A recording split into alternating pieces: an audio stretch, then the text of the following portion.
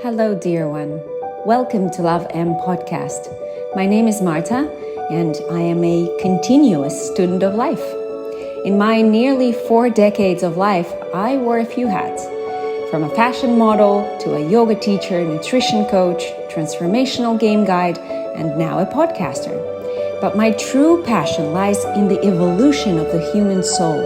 On this podcast, I sit down with beautiful human beings from all walks of life to witness real-life testimonies of love, truth, and faith. My hope is that both you and I can learn and evolve from it. Now let's get to it. Enjoy. Hi, everybody. Welcome back to Love M podcast. My guest today is Ciuin Doherty. Ciuin is a television producer turned into a counseling psychologist, specifying in marriage and family therapy. Ciuin found his purpose in helping others become the fullest, most authentic expression of themselves. Ciuin, welcome. Hi, thank you. I'm so excited to be here. This is such an honor. Hi, me too. I'm so excited to talk relationships. I know there's so much that we can dive into. Right. But before we dive into that, can you tell us the more expanded version of how did you arrive from a television producer to a counseling therapist?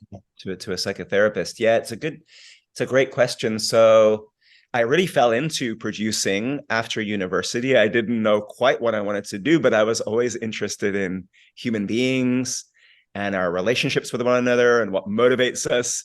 So I started in documentary television producing in London in my early 20s, ended up late 20s moving to California. I partly wanted to come out here to surf, but also there's a big television industry here in California. So ended up in LA and produced on the shows America's Got Talent and American Idol, which were actually amazing in some ways preparation to become a therapist, because my job was interviewing the contestants to bring out their backstories so that the audience could feel like they knew them and so the audience could fall in love with them. So a lot of what I was doing with people from all walks of life was creating this safe space for them to be able to share their stories of who they were and what brought them alive and what their goals were in life. And so, in fact, although it seems like a big leap, it wasn't that big a leap to becoming a therapist. I started my own therapy in my early 30s and found it to be so transformative. I think I was just ready. I was ripe for self-discovery. And it happened really quickly and really profoundly. And within literally my second or third session of my own therapy, I remember coming out of the session and saying to myself, this is what I want to do, right? This is what I'm meant to do. This is why I'm here. And so I went back to school in Santa Barbara, Pacifica Graduate Institute, did my master's in counseling psychology, did 3,000 hours of seeing clients under supervision, and then eventually got my license. And now I get to work with individuals and couples on everything from life purpose to relationships, to finding more joy and fulfillment in our life, to stepping out of states of anxiety or shutdown.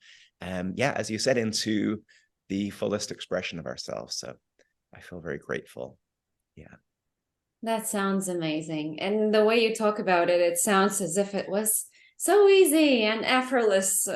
Whereas I think about my journey and my turning point was also around 30 years old, where I was modeling my whole life. And then I realized something wasn't working in my life at around 30. So I switched everything up. And for the next 8 years up until now, it's been a long and painful journey. So when I hear you talk about your transition, I'm like, oh, that sounds easy. Well, that was just the overview. The reality, of course, is that I think for most of us, for a lot of us, we don't necessarily embark on the journey of self-discovery or healing until the old ways have really stopped working, right? Until life slaps us about the face and goes, hey, you cannot continue in these old modes because it's not working anymore. I think most of us hit some kind of a brick wall or some kind of a crumbling, and we're sort of in some ways forced, right, psychically into that growth space, because it's scary. It's scary to look at ourselves and where we got wounded in the past and why we do the things that on the surface look kind of dysfunctional, but actually are sort of ways that we try to protect ourselves. It's a hero's journey. It's a hero's journey to go there. And I think that sometimes a lot of us need to be pushed, right? We need to get to that place where the old ways are no longer working. Yeah, and I wonder what's it like for men, because I see a lot of women in this space of healing and heart healing, and I wonder what's it like for men to go into that space, to enter that space, because it's quite a gentle and vulnerable space to go into. Yeah, I think, well, to start with my journey, I remember when I first started to get in contact in my 20s with some of the grief that I'd been holding inside, but had kind of been ignoring, sort of knew was there, but did not want to feel. And I remember the first time I started to get in touch with some of that grief and pain, I felt like if I allow myself to really feel this, I will fall off a cliff and I will not stop falling. I will fall and I will fall and I'll fall and there will be no end. And in that moment, I stopped myself because I was like, this seems like a kamikaze move, right? What helped me actually get to the place of feeling and healing and starting to heal some of the pain inside was having somebody really safe, for me, my first therapist, who almost like held my hand and said, we're going to go here together. I'm not going to let you fall to the bottom of the ocean, right? So for me, it was having the confidence of that other person holding the space, and a person that kind of knows at least some of the route that we might be going on, right? Some of the terrain that we might be entering. Because I think to go there alone, for most of us, is too much. We're not going to go to the depths that we need to go to alone. We are meant to heal together, right? We're beings who are designed for co-regulation. We are designed for relationship. So we heal together. So I think for men, to come back to your question, whenever a man comes to me for therapy, and I see a lot of men, at least half my practice is men, I already, just when I get that first phone call, I already want to bow down, because I know how scary it is simply even to reach out for therapy as a man, when most of us have been taught when we were kids, your vulnerable emotions are not welcome, your tears are not welcome, that's weakness, that's not being a man. And so there's so much conditioning inside of us that if I'm to show these parts of myself, I'm going to get rejected, right? I'm going to be thrown out of the tribe. So for a man to overcome all that and come to me for therapy, before we even start, I'm already like, yes, hell yeah, for just making it to this point. And there's just so much inside of me that's like, okay, you are showing up. So I'm going to show up, and let's go on this journey together. Did you work with a male therapist? I did. My first therapist was a male therapist. And I think he played that role of kind of like the ideal father, right? The sort of like very attuned. Say that again. Role model. Yeah, role model. He was a role model.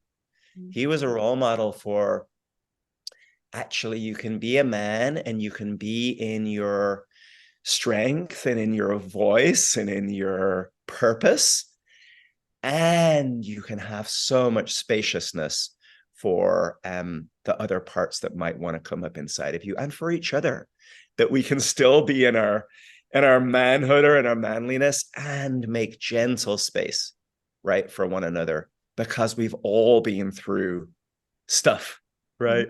no one gets to adulthood without going through stuff. So Yeah. Everything in life exists in relationship to everything else. So yeah. I want to ask you, what does it mean for you now that you're on the other end? What does it mean for you to have a healthy relationship with yourself? Hmm.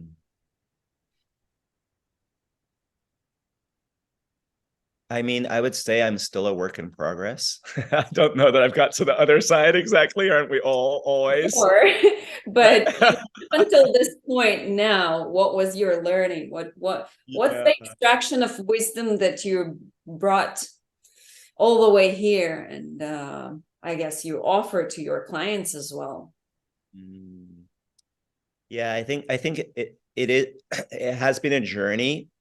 And if I think of my journey and how it applies to my clients, is so often I think as men, especially, we, because of all these parts of ourselves that we cut off, right? Again, the vulnerable emotions, sometimes our anger, sometimes our exuberance, sometimes our excitement, whatever was not like explicitly celebrated at home or among our peer groups gets cut off, because keeping connection to the important people around us is far more important than maintaining all of ourselves. We don't survive as mammals without remaining connected to our family of origin and our peer group. So for my journey, so much of it has been, when I went into therapy, my body was tight, right? Because as we cut off parts of ourselves and we live within this narrow band of who we are, that requires sort of fending off a lot of parts of ourselves that want to come to the table. So we get kind of tight and we get kind of rigid in our body and our psyche. So a lot of my journey has been both softening, a sort of a process of softening, and gradually welcoming back these different parts of myself, these exiles, these outcast parts of myself, back in. And that's a journey, because, as we start to feel emotions that we might have cut off for a long time, use grief as an example, as we start to feel that, our body can feel like, oh my God, if I feel this, I'm going to get rejected. I won't be able to handle it. It'll be too much. I'm going to fall apart in front of another person. And what's that going to look like? So we have to titrate the welcoming back of these different parts of ourselves and these different emotions. We don't want to go from having cut off from our anger or our grief or our exuberance for 15 years to suddenly expecting that we can just welcome it all back all in one fell swoop. It'll be too much of a leap for our nervous system. So we want to welcome it back in bite-sized chunks. So if I'm working with a male client, for example, and I feel like there's sadness inside of there, but my client, like I was when I first started my own therapy journey, is cut off from their sadness, I might say, hey, as you're telling me this piece of your story, I feel this sadness inside of myself, right? And then I might say to my client, what's it like to hear that? To see if they can get even vaguely in touch with that sadness inside of themselves. And a client at the very beginning of their journey might go, I don't know what you're talking about. I don't feel sad. And then I might deepen it a little bit. Well, when you told me about how, I don't know, on the playground, you were, called all these horrible names, right? That makes me sad. I might say to a client, if they have a kid, if your son was on the playground and you saw that happening to him, how would you feel for him? Oh, I'd feel really sorry, and I might feel angry on his behalf. And I might say, well, can you bring that to the little kid that lives inside of you? So we have to invite our clients into these emotional fields in bite-sized chunks. And anger is another big one. I think also for women, maybe even more so, anger is an emotion that's cut off, right? Or that wasn't welcome in family of origin, but it's also true of men.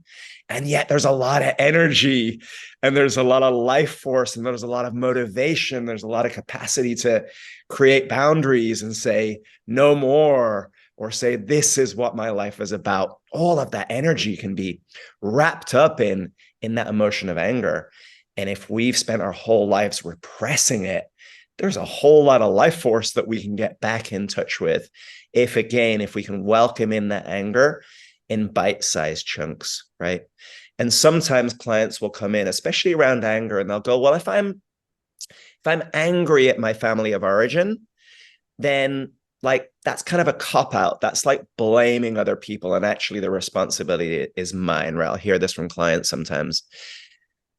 And I'll often say, hey, actually, the blame isn't just with your family of origin. The blame, if we want to say it, it goes generations after generation. So there is really nobody to blame. This gets passed down generation to generation.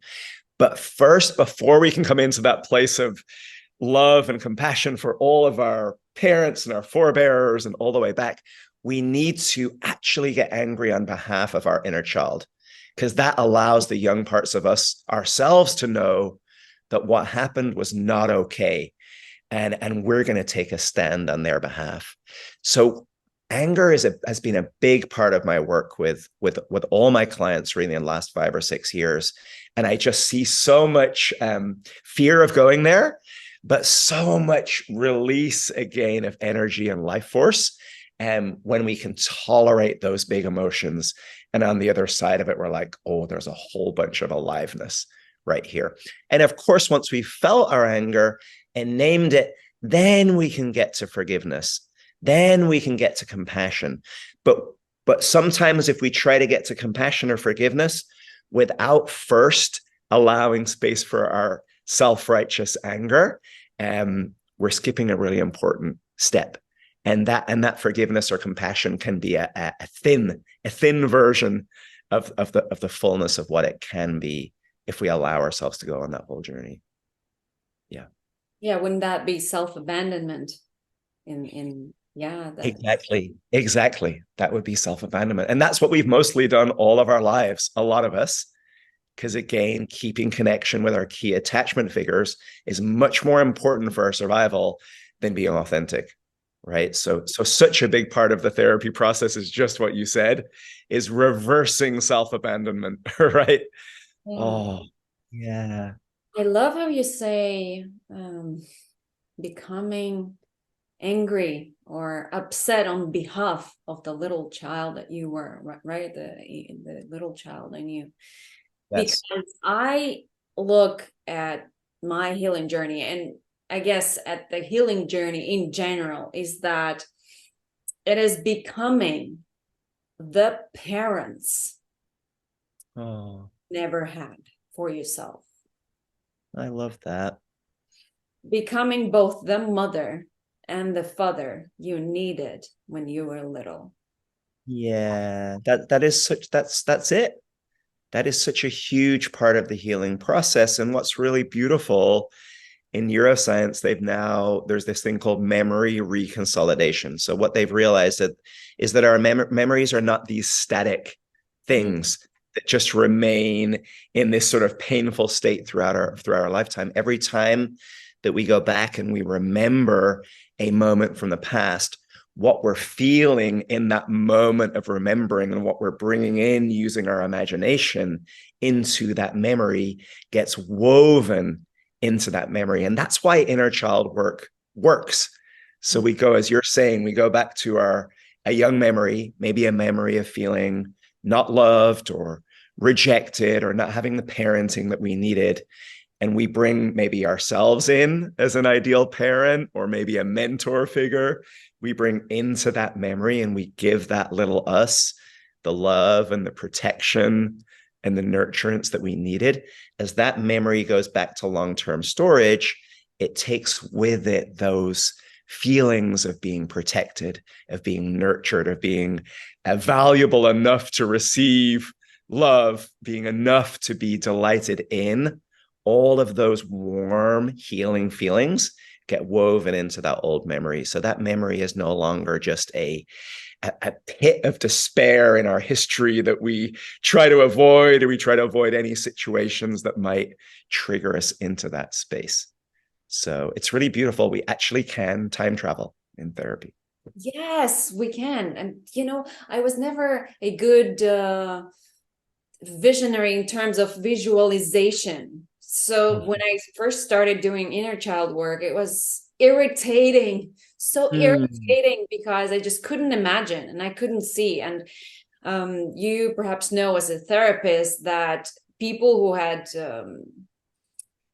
somewhat, let's say, heavy, difficult childhoods often are cut off from the memories of the childhood. And that's the case with me. So I don't have many memories. And then with the inner child meditations where I have to go back and see myself with my family, I'm like, I just don't have that picture.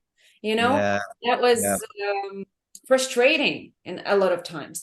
But it's interesting that I'm doing much better with that now. And I think what you were just talking about is the science of epigenetics, isn't it? That you can Yeah. actually rewrite Mm. write the stories, rewrite generational ancestral trauma that you say, because the genes are fixed, but the epigenetics is this program that can write on top of the genes and rewrite the new programs, right? Am Mm. I getting it right? It's really beautiful. I'm not an expert on that, but from my understanding, yeah. So if our parents, for example, experience a lot of trauma, and we experience even milder moments of trauma, it's likely that our nervous system is going to be less resilient, that we're going to go to those traumatized places easier ourselves, we're a little more fragile. But the beautiful thing, what you're saying is as we do our healing, right, we get to pass that down to the next generation. And we pass it down not just through how we bring up our children, right, which would be sort of environmental, but in fact, as you're saying, our genetic predispositions, right, shift so that the next generation can be more resilient, right, in the face of trauma. So They it's were pretty, actually passing down the genetic code, a new genetic code. And yeah, it's it's really cool. beautiful. And the other piece of it is I can also resonate with what you said. And I had that recently, by the way. I've done a lot of work on healing relationships with my father and with my mother. But recently, after carrying that story, I've been telling myself that story so many years, that story of, oh, poor me, I did not have the healthy, loving family I wanted, and blah blah blah blah blah blah, over and Mm. over again for at least 36 years of my life, or 37, because it just happened recently when I realized, you know what? I don't I don't have to believe that. Yes, that happened, but Mm. I can actually make up a new story. And I sat down in the meditation Mm. and I just imagined and I envisioned as if I had a perfect childhood and oh my God, Mm. tears ran down my face and I felt as if that was true. It Yeah. was very true. In that moment, it was very true. I did have a father and the mother and the little happy me. It's so beautiful. And it's in a way, like you said, we're telling ourselves a story, but so long as we're feeling it, which you were, right? And that meditation, it wasn't just a cognitive story. Oh, I had a great childhood that I'm imposing on a different reality. You were feeling that deeply. So these parts of you that had been so starved maybe of love or of the type of love that you were needing, we're getting that love through your imagination. And this is the really beautiful thing, is that our brain doesn't know the difference between imagination and reality. So as we imagine giving ourselves what it was that we needed at the time, it's as though we really got it. And you know that because we go to the movies, right? And that's not real, but still our heart races and we feel this adrenaline in our veins, right? If it's a scary movie. When you And talk so, about mind body connection, I always remember Louise Hay lecture on self-love, and she was laughing from the stage saying, whoever doesn't believe in the mind body connection obviously never had a sexual fantasy. exactly. Oh yeah. I think it's beyond dispute now. I mean, look, our heads are part of our bodies, right? There's a neck and there's a whole lot of stuff, a vagus nerve and all sorts of things that connect right here to here. So I know it's a little insane. And I'm so glad it's such an exciting time in therapy because therapy used to be this whole idea of kind of like talk therapy, and how we heal is by just understanding and having insights about our family of origin and tying it back to now. But what's so beautiful in therapy right now is there's this huge, big movement towards incorporating the body through all the somatic therapies, incorporating relational neuroscience, like really understanding what is it actually that shifts our brain states, that shifts our nervous system states. It's a very exciting time in therapy, never mind the psychedelic kind of revolution that's right on the horizon here in California, probably next year. So it's like a renaissance time in therapy. It's really, really exciting. And when I hear people talking about therapy, I'll go to workshops sometimes and people will be like, oh yeah, this like breath work or this like energy healing was like 10 years of therapy in one afternoon. And I'm like, what kind of therapy are you talking about? Yeah, maybe you're talking about old school therapy where we just go over and over our story and our problems, right? That is not the case for the more modern schools of therapy, which are deeply experiential, which are about giving our clients new experiences of safety, of different parts of ourselves, of using our voice. So when I work with clients, we're not just trying to understand or even create a new vision for the future, although that's part of it. We're trying to, and we are creating new experiences in the moment. So we're maybe a client starts to find their voice. There's this maybe there's a moment in therapy where they do connect with that inner compass or that inner voice or that inner wisdom. And then we'll notice, what does it feel like in your body to be hearing yourself say this, to hear yourself stand up for yourself? And we'll make it a full body brain experience, right? So that the nervous system has a new experience. The nervous system gets to go, oh, this is what it's like to sit in my power. This is what it's like to pull my shoulders back. This is what it's like to use my voice. And then we sit in that so the brain and the nervous system has time to get used to this new space, which over repetition can become our new normal, right? We can go from collapsed kind of nervous system to, I'm here, right? I'm here and I have access to this more empowered version of myself.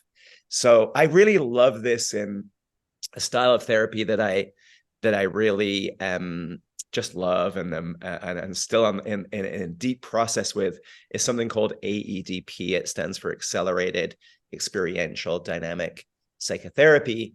And what I really love about this style of therapy, there's many things, but one piece is we privilege the positive. So we have a negativity bias in our brain, right? Which was there for good reasons. It's what allowed us to survive really dangerous environments, right? So for hundreds of thousands of years of evolution, being a human being was really dangerous, right? There was a chance to be eaten by predators. There was all sorts of things that could happen to us. So our ancestors, who were constantly looking for danger, who were hyper vigilant for danger, were the ones that survived. They were the really anxious ones, and they're the ones that made it. The ones that were chilling out and looking at the sunset and taking in and being grateful, they didn't make it, right? Because the world was so dangerous. And so we still have this inbuilt negativity bias. And what I really love about AEDP is we privilege the positive. So in a client's story, when they first come in, there might be lots of moments that are painful, right? I didn't get this, I didn't get that. And while all of that is true, and we're going to work on those places, we're also going to be detectives for glimmers of positivity, right? So the client might say, but I did have this one coach, soccer coach, right, who believed in me. And rather than skimming past that, we're going to slow down and go right into that. And we're going to really go, well, what did that feel like? You had one person who believed in you. What did it feel like when he smiled at you and when he said, I see your potential, right? And you are a valuable person. And then we're going to really, again, we're going to expand these states of well-being, because that's just as much of the healing journey as is healing difficult and painful experiences. We want to actually learn to tolerate positive states.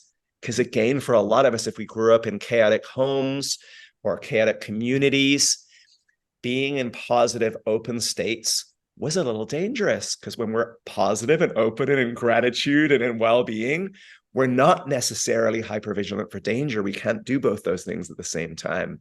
So it can be quite scary, actually, for a lot of us to really inhabit joy and well-being and relaxation in a positive sense of ourselves, because that hypervigilant part of us goes, but if we're there, then we might not see the danger coming in. So often this will happen with clients. We might sit in a positive state, and then very quickly they're pulled back to looking for problems. So that's part of the therapy journey as well, is just teaching our nervous system that it's safe enough now. It may not have been when we were kids, but it's safe enough now, if we're lucky to live right in a safe environment. And it's safe enough now to inhabit states of well-being and expansiveness and gratitude. So, yeah. That brings us to attachment styles. Yeah. Styles in the relationships. What's that? Yeah, attachment styles. So this is really interesting. So another big part of my work is couples work, which I just love. In couples work, there is like so much energy in the room, because I don't think any couple comes to therapy without some kind of charge, if not multiple charges, right, in their relationship. And they're also there because they love each other. Most of the time, most of the time they come in because they want to make it work, right? So there's both the pain of what's been going wrong and the pain of disconnection, but there's also this energy of, can we get through this, right? So to come to attachment styles, what's so fascinating in couples work is it's not every single time, but I'd say 90% of the time, a more avoidant attachment style and a more anxious attachment style will get together. Right. And so just a brief rundown on that. If we don't have a really safe, unconditionally loving environment to grow up in, which most of us didn't get. So if love is kind of conditional, sometimes our parents are available, sometimes they're not. Maybe they're doing their best, but they're working a lot and they're a little distracted. And when we come to them with a need or an emotion or a fear, sometimes they're able to attend to us. Sometimes they push us away. Sometimes they ignore us because they've got other things going on. That's going to create an insecure attachment style. And really, when we feel insecure attachment, we really only have two strategies as kids. One is we can get loud and demanding. So we might try, most kids will try that first. So if we're not getting the attention and the unconditional love that we need to grow in our optimal way, we might get loud. So we might kind of make a scene. We might be called a difficult child. We might nag our parents. We might argue. We might become demanding, right? So that would be more of a that would be more of an attachment, anxious attachment. And if that sometimes got us the attention that we need, because kids need attention just like trees need sunlight and water. I mean, that's what makes us grow. If being loud and demanding sometimes got us attention, that's the strategy we're going to stick with. Even if that attention is negative, even if a parent is going, whoa, you're so disruptive, you're this, you're that, that's still a connection, right? The worst thing for a kid is to get no response from a parent, right? That's what we would call emotional neglect. A parent either is just so caught up in their own things, or they're emotionally totally shut down inside of themselves. And that's actually more damaging to a kid than negative attention, because at least negative attention is some kind of attention. At least it confirms to the kid that I exist, right? And I matter because this person is getting riled up about me, right? Whereas that emotional neglect is actually the worst place for a kid. Now, to come back to the attachment styles, if us getting loud and demanding is not getting the attention of our parent, again, because maybe they're shut down or they're numbed out, then we're going to go to an avoidant strategy. And the avoidant is really the most sad to me, because we actually have kind of given up on getting connection, on getting soothing or attention from our parents. And we sort of say internally, okay, I'm on my own. I'm on my own. And somehow I have to look after myself. But the really sad thing about that is we don't come into the world with the capacity to self-soothe, right? We don't come into the world with the capacity to self-regulate. That is co-built with an attuned other. So what avoidance generally, kids and adults, we actually don't self-soothe. We just numb out, right? Our best survival strategies go, I feel all this stuff as a kid. I feel all these big emotions that kids feel. There's no one here to help me with it. So my best strategy is to dissociate and numb out and just kind of pretend that it doesn't exist and push it down. But that so often leads to states of depression or anxiety in later life, because there's all this bubbling, riling emotion and experiences that are untended to. And the sort of manager part of our psyche is just trying to keep that all down all the time, keep that down. But with all of that, those emotions and those states, there's so much life force that we're not getting access to. But I'm going a roundabout way here to get to your question of the avoidance and the anxious. So what often happens is avoidance and anxious attachment styles will find each other. And then we get into these loops that almost every couple has. It's amazing how actually kind of predictable we are in relationship. And the very classic pattern is that the more anxiously attached person in the couple will seek connection by being a little loud and a little demanding, right? I mean, they might try it in a loving way first, but because their partner is more avoidant leaning, they won't necessarily pick up the subtle cues of, oh, my partner wants connection right now. They might miss that because avoidance didn't get that connection growing up.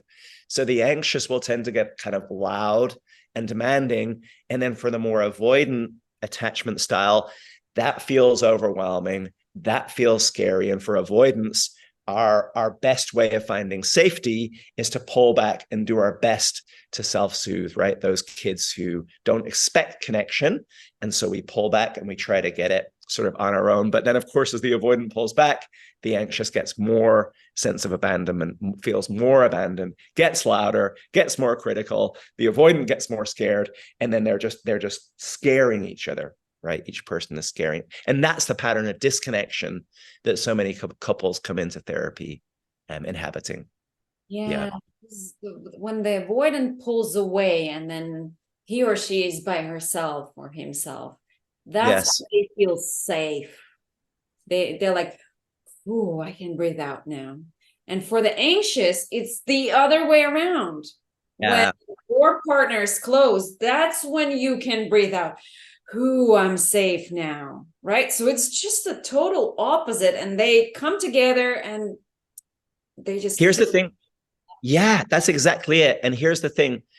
The avoidants think that they're safe by themselves, but they're actually not safe. They're just using these old numbing strategies. So that sort of key move in therapy, or if there's people watching who are in this sort of relationship dynamic themselves, for the avoidant, the key move is to go, okay, I learned to pull away because connection was not available to me as a child, but to use a leap of the imagination and to know that actually we are all built for connection. We are all built for co-regulation, which means finding safety with one another. So for the avoidant, it's something about tolerating the discomfort that comes up when our partner wants closeness, right? And we might want to titrate it. So we might want to say to our partner, if we're in the avoidant position, hey, I see that you want connection. I'm feeling maybe a little overwhelmed, or I'm feeling a lot right now. Can I take a walk around the block? And then can we sit down with a cup of tea and practice a little connection, right? So that's kind of the move for the avoidant. And for the anxiously attached one, to remember your avoidant partner is not moving away from you because they don't like you or because you're too much, right?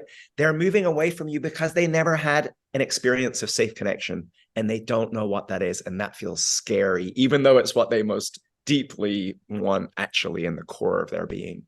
So to do our best, if we're in the anxious style, to ask for connection in a more regulated way. Hey, right? I'm really needing some connection right now. Is now a good moment for you? Right? Which is easier said than done, because by the time that we get into this escalation place, we've probably both felt disconnected, and the anxious person has probably felt kind of abandoned for a while. So the last really important move here is it's so easy if we're in either of these positions to blame our partner. So the avoidant one will go, oh, she's so loud and demanding and critical, and she's always feeling stuff. And I'm saying she, it could be he as well. But they're always selfish. He only thinks about himself. That's right. About me. That's right. And so the avoidant will blame the anxious one for basically being too much. But God, if they just calm the hell down, would be fine and be logical, right? So that's the blame that goes that way. And then the anxious person blames the avoidant one of, oh my God, they just run away every time there's a conflict or we need connection. They're gone. So they don't care about me. They don't care about the relationship. Okay. So we get into the blame game, right? Which in couples therapy we call find the bad guy. Right. Mm-hmm. So each person is trying to prove that the other one is wrong. Now, the key move here is to actually unite against the pattern of disconnection, the cycle. So the cycle is what we named earlier. The avoidant feels a lot, moves away. The anxious person feels abandoned. They get loud, more critical. The avoidant moves further away. So that's the negative cycle. So the key move is to go, hey, love. One or other person says, hey, love, I think we're getting into that old pattern, right? Where I move away and numb out, and that scares you. And then you kind of get prickly and spiky, and that scares me more. Can we do something else? Can we take a breather here? Can we pause? Could we have a hug? Could we have a cup of tea? Could we take a walk around the block? Could we sit out in the sun, right? Interrupting that pattern and naming the pattern as the enemy rather than the other person. It's really different to hear from our partner, hey, we're getting into that cycle of disconnection and I want to reconnect with you. That's really different from saying, hey, you're doing that thing where you do this and you're this and you're that. Yeah. Right. So, yeah. You know what was really interesting for me to learn when I got into the game of healing. And I first learned about attachment styles. That was, I don't know, 5 years ago at least. Somebody sent me an article. It was about attachment styles. And in that article, I learned not only about attachment styles, but the fears that drive the attachment styles. And what was interesting there, and I don't hear this so much in like nowadays, but I still remember it from that one article, that woman, the therapist, was saying that there are 2 fears present. One is on the conscious level here, and the other one is hiding behind in the subconscious. And so for the avoidant, it was an obvious conscious fear of abandonment. That's why we call in. That's why we're like, don't leave me. Yep. But actually, what's the deeper one, the one that is even scarier, that's the fear of rejection. No, sorry, not the rejection. That was a lie. Intimacy. Mm-hmm. Let me read that first. And for the avoidant, it's the opposite. The obvious fear of intimacy and the subconscious fear of abandonment. So the subconscious one is deeper and stronger, right? But I thought, this doesn't make any sense. All I want is connection. Intimacy is all I want. How are you telling me that I'm actually scared of intimacy and running from intimacy by hiding by this fear of abandonment? If connection is all I look for, and it's not until a couple of unhealthy cycles and breakups, it ended up really messy, and I went into really isolation and like this long healing process, where that was uncovered, because after that I felt like the fear of intimacy came forth. Now I found myself avoidant. It switched. And then when I realized that, oh, now I see. Okay. So actually, this whole time I was playing this game. I mean, it's a subconscious thing, but subconsciously I choose the person who is avoidant, and I keep engage myself into this cycles of push and pull, just so I don't actually have to be really seen by them. Yeah, that's right. Because being really seen is so vulnerable. We think we want it, but it's so vulnerable when sometimes being seen as kids led people to criticize us or reject us or say you're not good enough, or you're not this, you're not that. So we crave being seen, and it's also terrifying because for so many deep down, we believe that we are unworthy of love. So we fear being seen. Yeah, it's really interesting, isn't it? And so we will, as you're saying, we can do that thing of like, oh, but I'm the one that wants connection, right? I'm the one that's seeking it. So it's obviously not me, it's the other one, but we're actually choosing to date somebody whose capacity is quite limited. And that creates a safety buffer because we know, well, actually, some part of us knows I'm never really going to be seen by this person. So I can look like I'm fighting the good fight and really seeking connection, but there's this buffer of safety that actually, because right, because they haven't done enough healing on themselves, I'll never actually be seen. So it's much more vulnerable for a lot of us to date someone who has a more secure attachment style. That's much more vulnerable because our whole system will sense, oh, wow, this person has a lot of capacity for intimacy and connection. They're not going to be erecting barriers to intimacy and connection. And for a lot of us, we both crave that. And it can feel pretty scary. It's like, oh, wow, I might actually get what I say I want, which is to be seen and to be deeply connected with and to go on a deep journey with somebody. Yeah. When other people haven't been safe for us in our early years, that's a big leap of faith to go, wow, I'm actually going to let this person come really close to me, right? When in my formative years, when my brain was learning what the world is, I learned that people are not necessarily reliable or safe, right?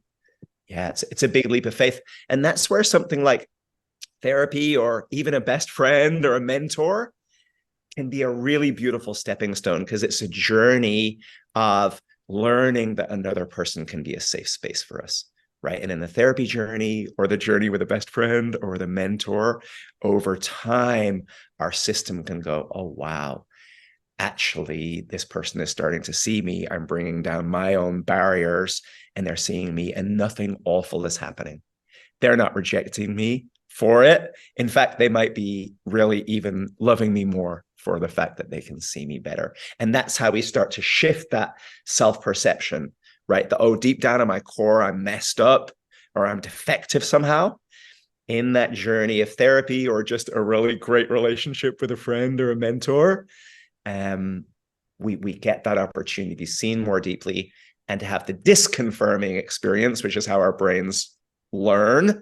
And the disconfirming experience is what our brain expects is going to happen when we're seen deeply, i.e., I'll probably be rejected.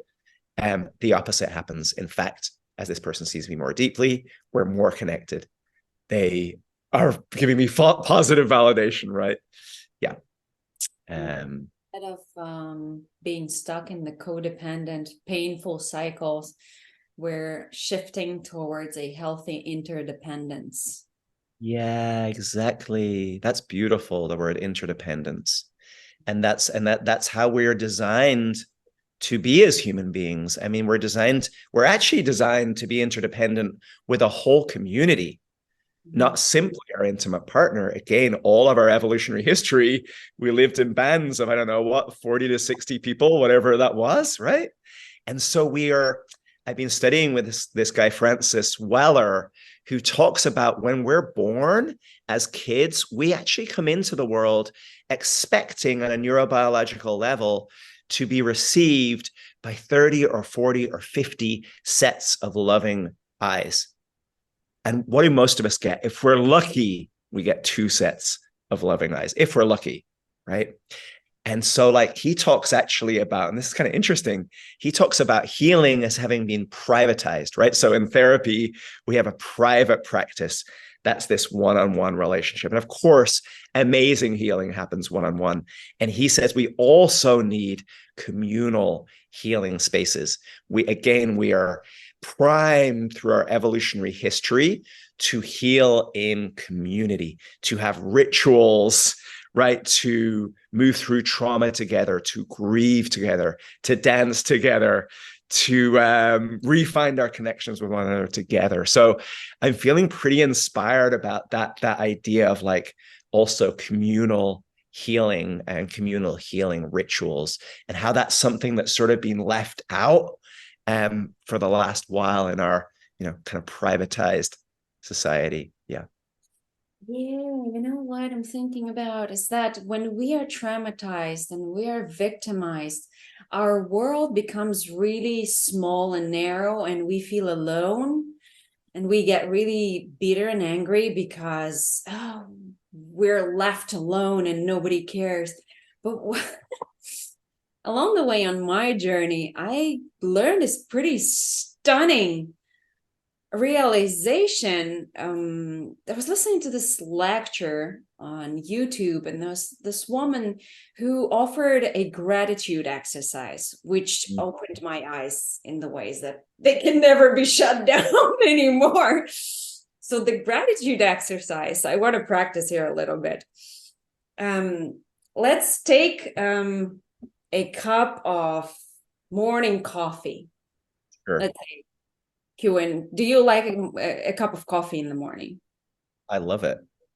So let's imagine now, what would it take you to have had that one perfect cup of coffee that you love, that makes your day probably better, gives a good start to your day? What would it take you to create that cup of coffee for yourself, all on your own? Totally. Imagine you're alone in the world. So now let's think about it. What would it take for you to have that cup of coffee if you were like truly alone? I don't think I would manage it, because I would have no idea how to grow coffee beans or how to grind them or what the whole process. I probably would Make not a cup or a coffee machine, come up with electricity, gas, a stove, or whatever. How do you make your coffee? Or who grew that coffee? Who harvested it? Who roasted it? Who packaged it? Who sold it? Who transported it? Who brought it into your store? When you start thinking about that, you actually realize there's not many things you can actually do alone. And in the cup of coffee, in your morning cup of coffee, it's probably like thousands, if not millions of people that put their time and work and energy into this one cup of coffee. And then you're like, alone? Yeah. We're so supported, right? We are so supported in so many millions of ways, right? Realize how interconnected we are. Everything exists in the relationship to everything else. Yeah, that's beautiful. There's a beautiful author called Brian Swim. He's a cosmologist, and he says it's easy to have gratitude, right, for our, say, family of origin. People will say like family first, and like that's like, I have gratitude for my family, right? Okay, that's great. He says that's great, but he's like, that's not a stretch. He's like, we're designed to have gratitude for them. That loyalty to the tribe is inbuilt into our neurobiology. He says if we want to stretch ourselves, we want to practice gratitude 9 generations back, right? He says we want to actually practice gratitude. How about we take gratitude all the way back to the original flaring forth, the Big Bang, right? We wouldn't be here without the Big Bang. We wouldn't be here without those original atoms that clumped together to form the first stars. And then those stars exploding, right? And parts of that creating the Earth. And then all the life forms that went through the Earth to come to human beings. And then all the human beings that had to make it to arrive at you and me, for example, sitting right here. He's like, can we expand our gratitude, because it's wild, right? What life is, what we're sitting amongst, right? And also, can we expand our circle of compassion beyond simply, again, our family or our community, to go 9 generations into the future, or to every living life form right on earth. So he's really challenging us to, like, yeah, let's expand, as you're saying, let's expand that gratitude, let's expand that compassion, because we have the capacity to. Our imaginations are wild. We can feel all the way back 13.8 billion years. We can see 13.8 billion years back now, right? So we have the capacity for this broad spectrum view, right? And what would it be like, to your point, to practice that with more regularity in our lives? Yeah, I mean, in this exercise, it's really purely about logic. Just think about it. Just think about it, right? And then you're sitting there in the morning, depressed and whining, victimized and whining that you're all alone. Yeah. Yeah. We're not going to dismiss the legitimacy of the fact that you are experiencing all that you're going through, and it is very true for you, but it is not the reality. It is not the objective reality. Exactly. And it's interesting when you say that about waking up in the morning and feeling that aloneness. And often, of course, there might be triggering events in our everyday lives that are leading us to feel alone right now. Like, that might, as you're saying, be a legitimate experience. And so often, the pain of that aloneness also is built on a history of childhood aloneness, right? So come back to the inner child work, that child state is in the driving seat, right? And when that child self is in the driving seat, we feel helpless, because we are helpless when we're kids. We are helpless, right? And so those states can overtake us in our adult lives now. And that's why this, like, compassion for self that we were talking about earlier, and inner child work, and actually being able to separate a little bit from our child in those moments and go, there's a part of me that's feeling absolutely, utterly alone right now.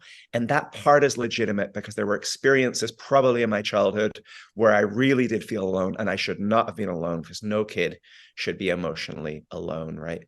And so if we can separate a little bit from that kid and come into our adult 2023 selves, or even bring in our imagination a mentor or ideal parents, and then, as you said earlier, let's wrap that little kid in our arms and go, my love, I am so sorry for what you had to go through. I'm here. You lean on me, right? And we're doing 2 things. We're healing the past, and we're also separating from that child state that can easily overtake us. And we're stepping back into our adult self, because we're capable of providing care. We're sitting around ourselves providing care to that young one. And then our adult capacities start to come back online. And the adult in us can see everything that you're saying, the gratitude for all that is, the possibilities that our kid self won't see, right? Oh, I could go to a coffee shop and I could sit there and I could experience connection, even if it's just being around the swirl of other people, right? If we're lucky enough to live in, right, in safe society where we can do that. Yeah.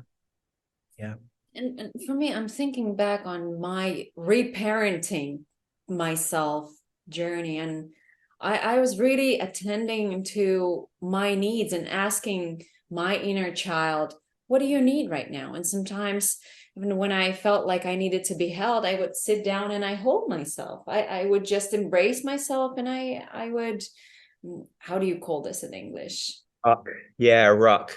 Rock back and myself. Yeah, and it would comfort me. It would soothe me, because when you're realizing really that that's the part of your psyche that is and will always be a child you. It's just a part of your psyche, yeah. And And yeah, go ahead. and Yeah. you also develop and grow and train, like go into the gym, train that adult part of you to recognize, oh, there is this part of me that will always be a child.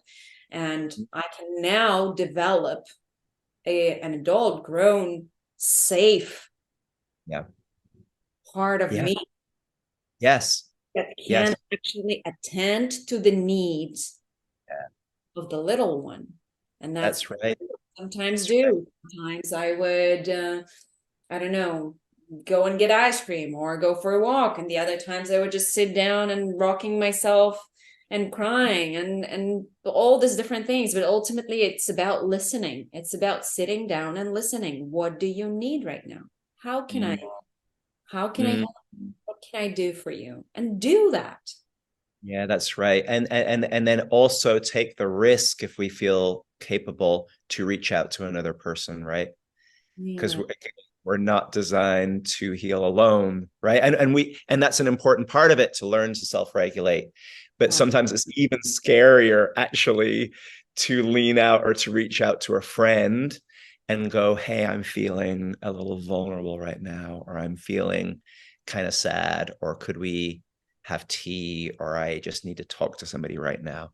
That's a really vulnerable thing to do, when so many of us, when we reached out in that way, our trauma was that we were rejected for that. We were told as a boy, what, pull yourself together, you're a boy, boys don't cry, right? So that's, again, to come back to like men reaching out for therapy, or women, what a courageous step to reach out for help, because we are not meant to heal alone. We're mammals. We're mammals. We find safety and joy and exuberance and courage, and connection with one another, right?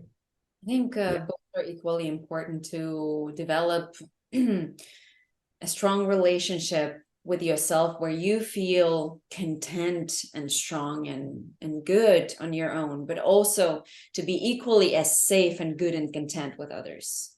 absolutely. And the feeling content and learning to co-regulate, right? That facilitates the growth of this self that feels more secure in the world, right? Leaning on other people. Sometimes people are like, oh, well, if I'm leaning on other people, then I'm not holding myself accountable. I'm not in my power.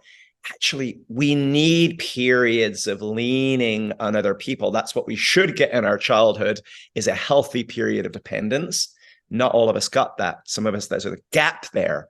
So we actually may need to lean more so on other people in order to grow that sense inside of ourselves that, oh, I'm welcome in this human community. I'm valuable. People want to show up for me. All of that helps build that confident sense of self that is then capable of self-regulating, right? So it's That's it's after we build some healthy boundaries. healthy boundaries. Those are also so important. So important. And so scary to Oh set my boundaries, right? God, so much Yeah. more to talk about, and we're already at 1 hour. I can't believe it. We're gonna have to We're do already at 1 hour. We're gonna We, have to do another one, Ciuin. we're only warming up. We're like, okay, so we're done with the beginning. When do we get to the adult part? I guess another episode. I would love that. I do have one question for you because I asked everybody, and I have to ask you. Ciuin, what's your message to the world? Ooh. Oh, that's such a big question. Hmm.